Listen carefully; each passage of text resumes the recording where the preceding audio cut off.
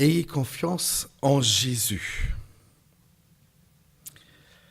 On m'a appris en tant que petit garçon que j'étais qu'il ne peut pas faire confiance à tout le monde. Ne fais pas confiance, disait ma mère, si quelqu'un te propose des bonbons. Ne lui fais pas confiance et l'accompagne pas la personne qui t'invite gentiment, qui a l'air tout gentil. Je crois que nous avons tous nos doses de déception dans notre vie où nous avons fait confiance à des personnes qui n'étaient pas dignes de notre confiance. Des personnes qui ont trahi notre confiance. On ne pensait rien de mal d'eux. Au contraire, les personnes nous inspiraient la confiance. Et peut-être nous sommes devenus très méfiants depuis. On n'accorde plus sa confiance facilement à quiconque. Mais à qui confier notre confiance ? Le texte aujourd'hui qui est tiré de l'Évangile selon Marc, chapitre 6, les versets 45 à 52, ont pour titre « Ayez confiance en qui ? Ayez confiance en Jésus ». Et je vous amène dans le texte de l'Évangile, et il y a peut-être une personne qui voudrait nous lire le texte à haute voix. Merci. Aussitôt après, Jésus obligea ses disciples à monter dans la barque et à le précéder sur l'autre rive vers Bethsaïda, pendant que lui-même renverrait la foule. Quand il l'eut renvoyé, il s'en alla sur la montagne pour prier. Le soir venu, la barque était au milieu du lac et Jésus était seul à terre. Il vit qu'ils avaient beaucoup de peine à ramer, car le vent leur était contraire. Vers la fin de la nuit, il alla vers eux en marchant sur le lac, et il voulait les dépasser. Quand ils le virent marcher sur le lac, ils crurent que c'était un fantôme, et ils poussèrent des cris, car ils le voyaient tous, et ils étaient affolés. Jésus leur parla aussitôt et leur dit : « Rassurez-vous, c'est moi, n'ayez pas peur. » Puis il monta près d'eux dans la barque, et le vent tomba. Ils étaient en eux-mêmes extrêmement stupéfaits et étonnés. Merci pour la lecture. Ayez confiance en Jésus. Ma première question, c'est: avez-vous confiance en Jésus ? Si ayez confiance est une invitation, la question doit se poser, mais est-ce que je lui fais confiance ? Est-ce que Jésus a toute ma confiance ? Est-ce que je considère Jésus digne de ma confiance ? Sûrement, je dirais, dans une certaine mesure, certainement, parce que sinon, vous n'étiez pas ici, n'est-ce pas ? Mais combien de confiance en Jésus avez-vous ? Une toute petite dose de confiance ? Une dose moyenne de confiance ? Ou plutôt une confiance qui dépend des situations ? Quand tout va bien, il a toute ma confiance. Quand les choses vont mal, j'ai du mal à d'avoir confiance en Jésus. Est-ce que j'ai une confiance qui change selon les situations de ma vie que je traverse ? Parfois, nous avons une grande confiance, parfois une qui est moindre. Je pense que nous désirons tous avoir confiance en Jésus et que notre confiance devienne de plus en plus grande et inébranlable, qui ne change pas, que rien ne peut mettre en doute. Une confiance à toute épreuve. D'ailleurs, la confiance est la clé de la foi, parce que confiance dit d'avoir foi en quelqu'un.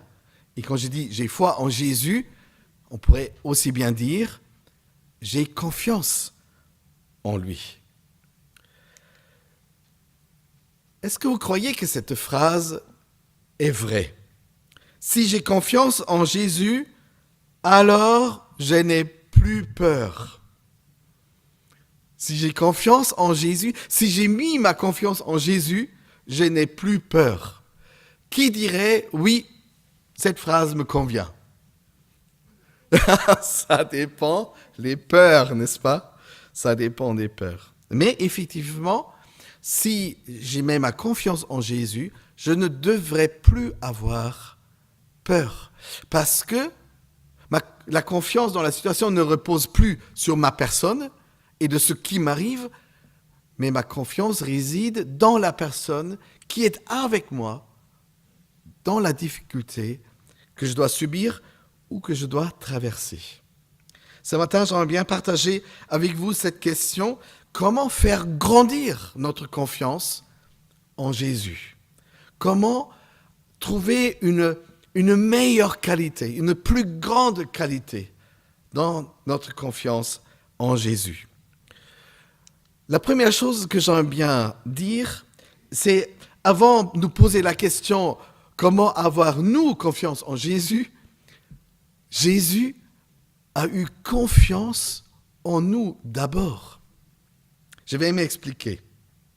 Jésus nous fait confiance pour que nous soyons ses témoins pour annoncer l'Évangile dans le monde qui est le nôtre, le monde qui nous entoure. Jésus te fait confiance que tu sois le témoin là où tu vis ta foi, où tu es en tant que chrétien, en tant que chrétienne que tu es. Et la Bible nous dit, Jésus nous fait confiance quand il dit à ses disciples, en Jean chapitre 15, verset 16, quand il dit « Ce n'est pas vous que vous m'avez choisi, ce n'est pas vous qui ont dit « Oui, je te fais confiance ». Non, moi, je vous ai choisi, dit Jésus. C'est moi qui vous ai choisi. J'ai voulu mettre ma confiance en vous que j'ai choisi.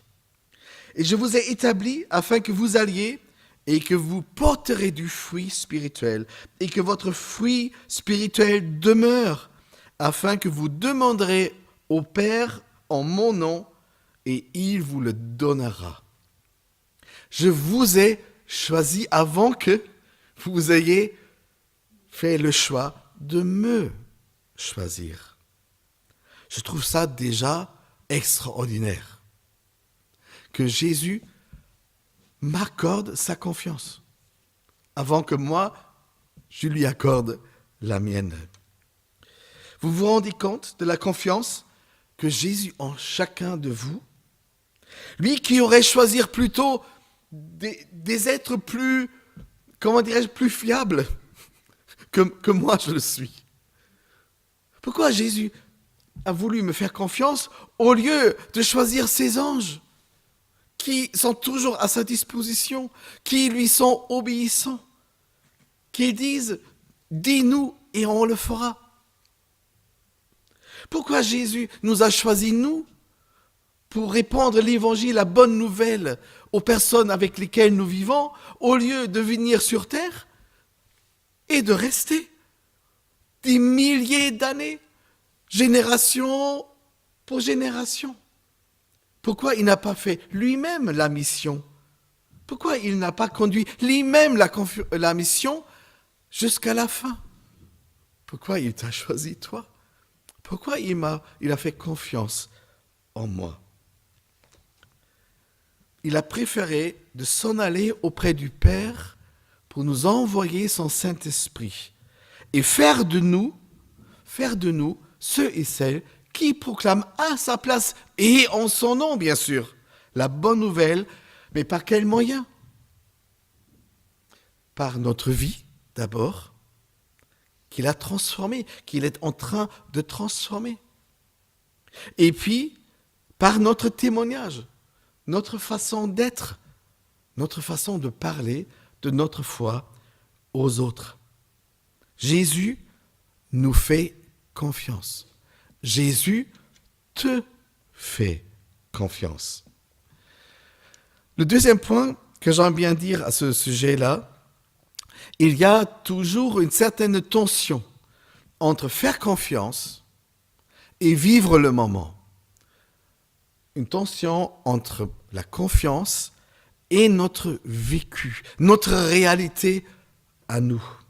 Parfois, nous vivons de très belles choses, même grandioses, et notre confiance semble grandir avec notre bonheur. Et puis, tout à coup, la confiance bascule par un événement, quelque chose de difficile, quelque chose de douloureux, quelque chose d'injuste à nos yeux, qui nous arrive. Je crois que la confiance est d'autant plus fragile qu'elle se fonde sur nos sentiments, sur notre réalité à nous, sur notre vécu du moment. C'est d'ailleurs bien dangereux que mettre notre confiance et faire dépendre notre confiance en Jésus basée uniquement sur le moment et uniquement sur le sentiment qui est le nôtre dans ce moment. Les disciples, ils viennent juste d'un truc qu'ils ont vécu qui était grandiose, inespéré. Jésus a nourri 5000 hommes, plus femmes, plus enfants, avec quelques pains et quelques poissons qu'on a trouvés dans les bagages d'un petit garçon. C'était juste leur expérience d'où ils viennent. C'est juste ce qui précède le texte. On pourrait penser, après une telle expérience, eh bien, rien pourrait mettre en doute la confiance qu'ils ont en Jésus. Qu'ils affrontent n'importe quelle situation désormais avec une plus grande confiance. Parce qu'ils ont vu Jésus agir. Et parce qu'ils ont vu Jésus agir, leur confiance était récompensée, honorée. On pourrait dire c'est finalement le tremplin pour tout ce qui arrive après. Plus rien ne peut nous arriver avec un tel maître, disait-il peut-être. Et avec Jésus dans notre vie, nous sommes à l'abri de tout. Bon, mais regardons ensemble ce qui se passe juste après ces miracles. Ils se trouvent désormais dans une barque. Et dans cette barque, ils ont traversé déjà jusqu'au milieu du lac. Et il fait nuit, dit le texte. Quand ils ont monté dans la barque, on ressentait déjà le vent qui se lève. Bon, c'est rien d'extraordinaire sur ce lac qu'il y ait du vent fort. Mais dès leur embarquement, ce vent fort s'est transformé dans une tempête véritable. Et le texte dit, ils rament, 12 hommes rament pour sortir à la fois de la nuit et de la tempête, parce qu'ils ont peur que le vent fort et les vagues qui montent les font couler. C'est déjà difficile depuis quelques heures. Ils rament. D'ailleurs, c'est une expression française, n'est-ce pas? Ramer, travailler dur, avec sueur, et la peur aux trousses, est-ce qu'on va arriver? Ramer fort. En plus, le texte dit, ils doivent affronter cette tempête pour la première fois depuis qu'ils suivent Jésus tout seuls. Depuis qu'ils suivent Jésus, c'est la première fois qu'ils se trouvent dans une situation sans que Jésus est avec eux. Cette fois-ci, Jésus n'est pas à bord. Il semble qu'après une nuit en prière, passée tout seul sur une colline, Jésus voulait les rejoindre de l'autre côté du lac. Mais il fallait le traverser, cet lac, pour rejoindre l'autre côté. Et d'ailleurs, nous lisons dans les évangiles qu'il y a toujours des traversées quelque part. Comme dans notre vie, pareil. Tout n'est pas un chemin tranquille, n'est-ce pas? Et parfois, il faut avancer sur les éléments qui sont plutôt instables, sur lesquels nous n'avons pas une maîtrise. Et tu te demandes, est-ce que ça va tenir ou est-ce qu'on va couler? Toujours ces traversées. Ils se souviennent peut-être encore une première traversée, là où il y avait aussi une tempête. Et Jésus, il s'est endormi. C'était le seul qui était tranquille à bord quand tout le monde paniquait. Et quand il le réveille en disant « On va couler, on va périr !» Jésus se réveille et il se met debout dans la barque et il ordonne aux éléments du vent et aussi de l'eau de se calmer. Et au moment où cette voix souveraine du Créateur se prononce sur des éléments qu'il a lui-même créés, le vent et les vagues, il viendra un calme total. Jésus a dit, et la nature lui obéit. Je ferai tous mes traversées avec Jésus, désormais. Toujours, toujours. Quand j'étais en difficulté, Jésus était là. Oh, c'est rassurant que quelqu'un peut reprendre la situation en main et dire « Ta gueule au vent, hein? Ta gueule aux vagues, ta gueule aux éléments, taisez-vous, taisez-vous !» Ouais, ça arrive, waouh, super. Sauf, c'était la première traversée où ils étaient tout seuls. Oui, Jésus a calmé la tempête la première fois, mais là, il était à bord. Il y a aussi quelque chose d'autre dans la nuit et dans la tempête et dans les vagues. En traversant le lac, ils quittent la terre sainte de Israël, leur patrie, pour se rendre sur l'autre bord du lac, là où habitent les païens, ceux qui ne croient pas en Dieu, la terre maudite. Les Juifs méprisaient les païens à cause de leur foi en d'autres divinités. Les Juifs méprisaient les païens et considéraient que leur terre païenne, c'est là où habitent finalement tous les esprits obscurs et maléfiques. Nous nous rappelons, en chapitre 5, nous avons déjà vécu l'arrivée de Jésus et ses disciples sur l'autre rive, sur terre païenne.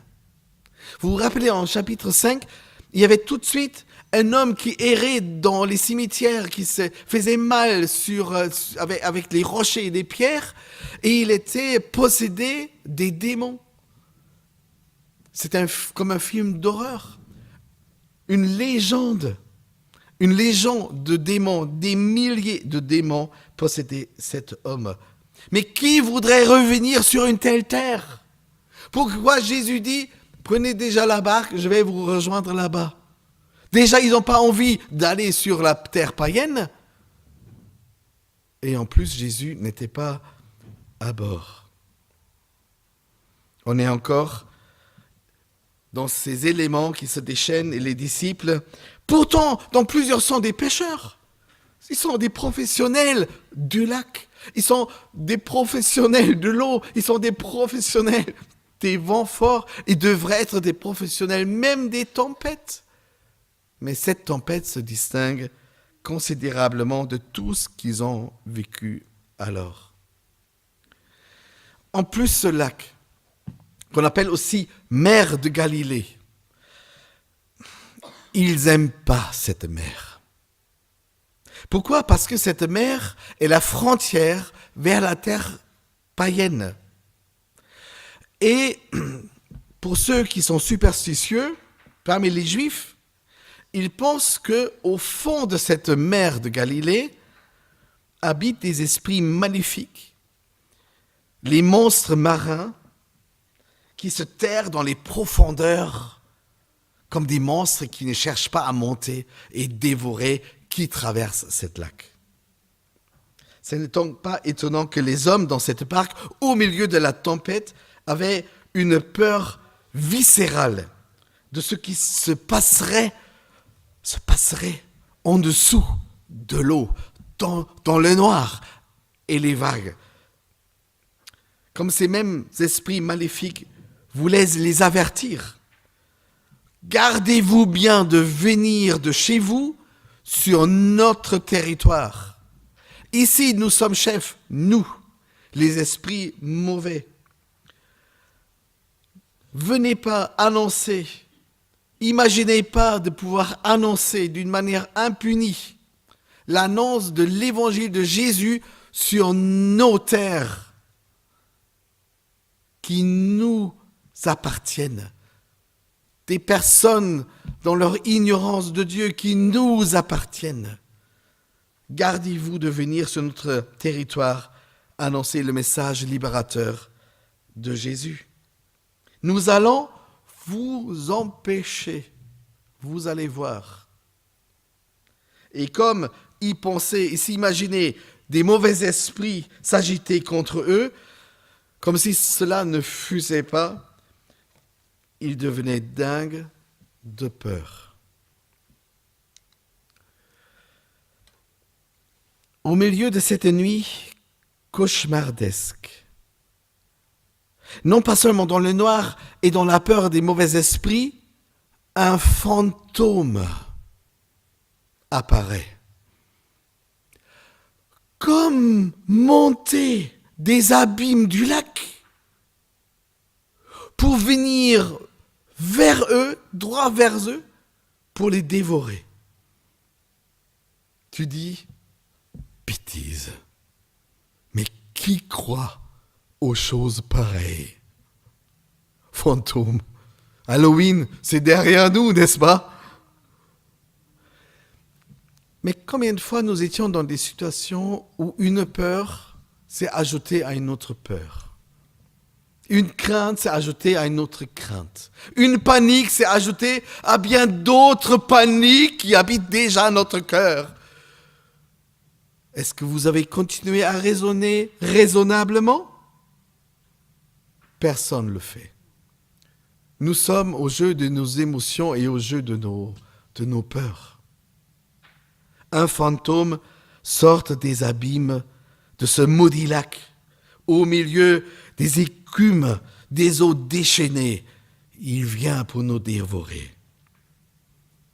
C'est donc ici qu'ils rencontrent l'enfer de leur vie. C'est l'enfer qui leur donne rendez-vous. Au moins, ils le pensent. Au moins, ils le pensent. Qui, parmi vous, a déjà connu qu'est-ce que c'est une peur bleue? Je ne parle pas d'une carte bleue, hein. C'est une peur bleue. Qui a déjà connu un moment où vous avez eu une peur bleue? Alors moi, je me rappelle de plusieurs situations. Lorsque la peur, les amis, devient tellement intense, il est possible que le cœur s'arrête pour un moment. On appelle ça une crise cardiaque. Et parce que notre cœur ne transporte plus et pompe de l'oxygène dans notre sang, notre peau vire au bleu. D'où l'expression d'avoir une peur bleue. On devient bleu. C'est pas schtroumpf, hein. C'est pas schtroumpf peur. Ils sont tous bleus, les schtroumpfs. Mais on peut le devenir aussi si une peur nous saisit et on change de couleur. Nous avons même une peur à couper le souffle. Notre souffle. Est-ce que vous avez parfois l'impression que votre vie, tout en suivant Jésus, connaît des moments de tourment pareils? Ça ne devrait pas exister, non?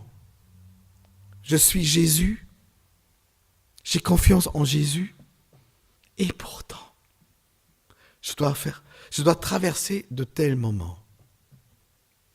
Des moments de passage de notre vie où le vent nous est contraire.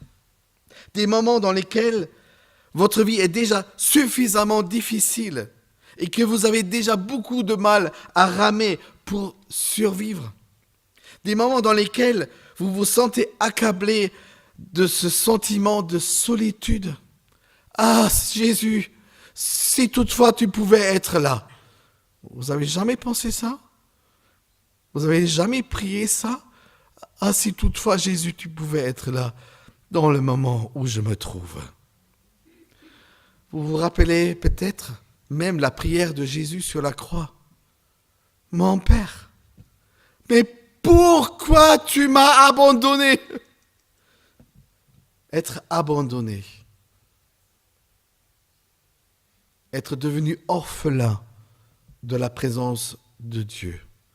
Tu traverses tout seul. Mon Dieu, pourquoi tu m'as abandonné? Et c'est peut-être votre propre cri qui se mêle au cri des disciples dans cette barque. La barque qui, comme notre vie, se trouve dans la tourmente, se tient difficilement à flot, risquant de couler à tout moment. Pourquoi tu n'es pas avec nous dans des moments pareils? Pourquoi, Jésus, tu n'es pas avec nous en ces moments-là? Dis-moi. Il nous semble étonnant que Jésus n'intervient pas immédiatement comme sauveur dans leur situation. Ah, si nos cris et nos prières pouvaient avoir comme réponse immédiate le sauvetage que nous espérons, la délivrance à laquelle nous crions. Jésus, pourquoi tu tardes à venir en aide à la pauvre personne que je suis? Les disciples luttent quand même pendant des heures contre vent et marée, contre les esprits noirs qui se cachent selon eux dans l'invisible des eaux déchaînées, mais surtout dans leur tête et dans leurs pensées. Et enfin, dans leur tourmente, Jésus vient à leur rencontre. Où est le hic? Où est le problème? D'après vous, ils ne reconnaissent pas Jésus. Ils ne reconnaissent pas Jésus qui vient à leur rencontre. Ils sont tellement catastrophés par leur situation qu'ils ne remarquent pas celui en qui ils ont voulu mettre leur confiance. Ils ne découvrent pas dans cette sphère, dans ce fantôme qui s'approche d'eux, la personne de Jésus, leur maître. Jésus a entendu leurs cris. Jésus a entendu les cris de leur désespoir et de leur peur. Mais eux, dans la barque qui risque à couler, interprètent mal ce personnage. Ils interprètent mal la personne qui vient à leur rencontre pour les délivrer. C'est le but. Jésus vient pour les délivrer, pas pour les effrayer. Jésus vient à leur rencontre pour leur donner de nouveau l'espoir, leur donner de nouveau confiance. Je suis là, je suis venu. C'est quand même paradoxal. Au moment où Jésus vient vers eux, marchant sur les eaux, leur confiance devrait grandir, non? Jésus, il est venu. Je le savais. Je savais qu'il ne nous laisserait pas seuls. Je savais qu'au moment pire, Jésus ne nous a pas oubliés. Il ne nous a pas perdus de vue. Il n'était pas avec nous. En tout cas, on ne l'a pas ressenti. Mais regardez. Ayons confiance. Jésus vient à notre rencontre. C'est quand même paradoxal que c'est juste le contraire qui se produit. Et pourquoi? Dans leurs cris et dans leur peur, les disciples de Jésus se font une mauvaise interprétation de ce qu'ils voient. Ils se font une mauvaise interprétation de la personne qu'ils voient. Ils ne voient pas Jésus. Ils pensent d'avoir vu autre chose. Mais ils ne voient pas avec des yeux clairs que c'est bien Jésus qui vient à leur rencontre. Ils ne voient pas que Jésus ait entendu leur prière et qu'il vient en personne, au milieu de leur situation dans laquelle ils pensent de devoir couler et laisser leur peau, que Jésus vient dans cette situation terrible, qui vient à leur rencontre là où ils se trouvent pour les délivrer de leur peur. Ne devrait-il pas augmenter leur foi? Ne devrait-il pas augmenter leur confiance en celui qui est leur sauveur venu à leur rencontre? Mais eux, ils crient au fantôme. Au fantôme, c'est pas le fantôme d'opéra, vous comprenez bien. Au fantôme du lac, des mauvais esprits. Autrement dit, ce n'est pas tellement ce qu'on voit, les amis, qui est la réalité. Ce n'est pas tellement ce qu'on voit qui détermine ou qui devrait déterminer notre confiance en Jésus. Qu'importe ce que je traverse et qu'importe mes peurs, cela ne va pas changer ma confiance que dans cette situation aussi, j'accorde à mon Sauveur. La situation est telle que je la vis, que je dois la vivre, mais cela ne change pas. Cela ne dégrade pas ma confiance que j'ai en Jésus.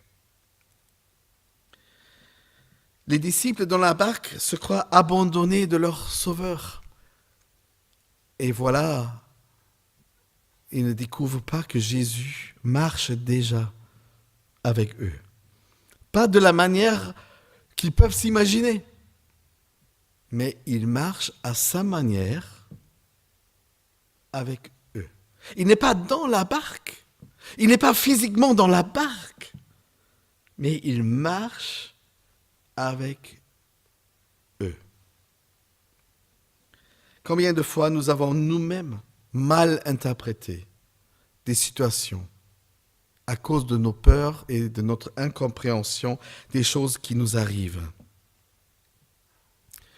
Et puis, il y a cette phrase étonnante. Qu'est-ce que voudrait dire? Et Jésus voulait les dépasser. Imaginez Jésus qui vient à leur rencontre. Il est à la hauteur de la barque. Eux, ils crient au fantôme. OK? Et Jésus continue son chemin. Au lieu de se tourner vers la barque, il dit, faites-moi un peu de place, laissez-moi rentrer. Je vais vous rejoindre, n'ayez pas peur. Le texte dit, et Jésus voulait les dépasser. Une autre traduction dit, Jésus alla vers eux marchant sur la mer et il voulait les dévancer. Ou la parole de vie traduit, Jésus marche sur la surface du lac, arrive à la hauteur et semble vouloir les dépasser. Étrange. Les dépasser ou les dévancer? Cette phrase est effectivement très difficile à interpréter parce que c'est simplement l'évangéliste Marc qui fait mention de ce texte. Quel pouvait être le but de Jésus en voulant les dépasser ou les dévancer, d'après vous? Un interprète de la Bible dit par rapport à ce texte que Jésus voulait passer inaperçu de ses disciples tout en restant tout près d'eux, sans les quitter dans les moments difficiles. Encore une fois, que Jésus voulait passer inaperçu de ses disciples tout en restant tout près d'eux, sans les quitter dans les circonstances difficiles. Jésus voulait rester inaperçu? Aucune idée. La seule chose que je sais, c'est qu'il était tout près d'eux au moment où c'était pour eux le moment le pire. Ils n'ont pas découvert Jésus, la personne, leur maître et leur sauveur. Leurs yeux étaient limités, le regard limité, la foi limitée. Qu'est-ce que j'en sais? Nous savons tout simplement que Jésus était à la hauteur. Déjà à la hauteur de la situation. Okay. Nous pouvons avoir confiance en Jésus parce qu'il est toujours à la hauteur. Toujours. Mais il était aussi à la hauteur horizontale. Tout près de moi. Même si je ne peux pas le discerner, ni le distinguer, ni le reconnaître tel qu'il est. Il est à la hauteur. Un autre interprète dit, Jésus voulait les encourager en marchant devant eux, comme le vainqueur des flots déchaînés. Celui qui se met devant la barque, comme le guide. Suivez-moi, je vais vous montrer le chemin. Si moi je précède, vous pouvez me suivre en toute confiance. Je ne sais pas comment interpréter cette phrase, mais d'une manière ou d'une autre, elle me rassure. Jésus a choisi ses moyens pour être avec moi dans toutes les situations de ma vie. C'est pas à moi de m'imaginer qu'est-ce qui pouvait être la situation la plus favorable, les moyens les plus favorables que je m'imagine, que je peux voir pour moi-même. C'est pas moi qui dis à Jésus ce qu'il devrait faire afin que ma confiance en lui demeure. Jésus fait des choses avec ma vie, dans ma vie, à la hauteur, en dedans de ma vie.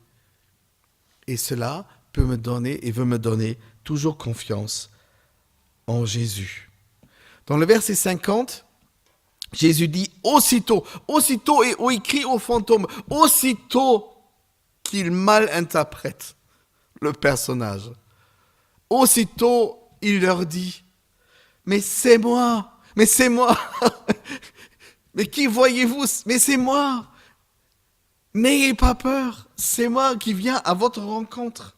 N'ayez plus peur, je suis là. Comme des prières exaucées. Pas au moment où on l'a souhaité nous, mais le moment choisi pour le Seigneur pour dire « Rassure-toi, c'est moi et c'est toujours moi. Tu ne devrais pas avoir peur. » Aie plutôt confiance. Même dans les situations qui te dépassent, même dans des situations que tu ne sais pas comprendre. Aie confiance. Parce que d'une manière ou d'une autre, je suis avec toi. Et au moment voulu, tu me trouveras à t'écouter. Courage, je ne vous laisserai pas seul. Ayez confiance, gardez confiance en moi. Voilà ma conclusion de ce texte. Ayez confiance en Jésus. Olaf, aie confiance en Jésus. En tout temps et dans toute situation que connaîtrait ma vie. Olaf, aie confiance. Ne perds pas de confiance. Ne sois pas confus. Je pense que nous désirons tous avoir confiance en lui et que notre confiance en lui augmente à la fois en quantité, devient plus grande, mais retrouve aussi une meilleure qualité. Une grande confiance, une grande qualité de confiance, qui s'accroît, qui grandit avec le temps. Plus que je connais Jésus, plus que je marche avec lui, moi j'ai peur. Les amis, moi j'ai peur. Pourquoi? Parce que ma confiance augmente et ma peur diminue. Plus que ma confiance et ma foi en Jésus augmente, plus les choses qui me font peur vont devenir plus petites, voire même disparaître. Une confiance qui n'est pas dépendante des situations. Une confiance en Jésus qui n'est pas dépendante de mes sentiments du moment. Une confiance qui est profonde. Pourquoi? Parce qu'elle est inscrite dans mon cœur. Je ne dois plus la chercher. Je ne dois plus la prier. Elle est inscrite dans mon cœur. Et là où je suis, ma confiance en Jésus est. La situation dans laquelle je rentre, la confiance est inscrite dans mon cœur. La confiance en Jésus est devenue une constante de ma foi. Comment ces expériences que vous avez faites avec Jésus dans des situations où il est venu d'une manière inattendue ou une manière que vous ne vous êtes pas imaginé comme telle, comment des expériences de vos délivrances, des moments où Jésus vous a sauvé, ont finalement transformé votre vie par la suite. Toutes les fois où votre confiance en Jésus l'a honoré, qu'est-ce que cela a fait avec vous et votre confiance en lui? Rassurez-vous, dit Jésus, je suis votre sauveur. Vous avez peur? Je viens de vous en délivrer. Mettez votre confiance, mettez votre foi en moi et en moi seul. Vous n'êtes pas seul et je suis toujours avec vous. Qu'importe la situation de votre vie que vous devez traverser, ayez confiance en Jésus. Prions.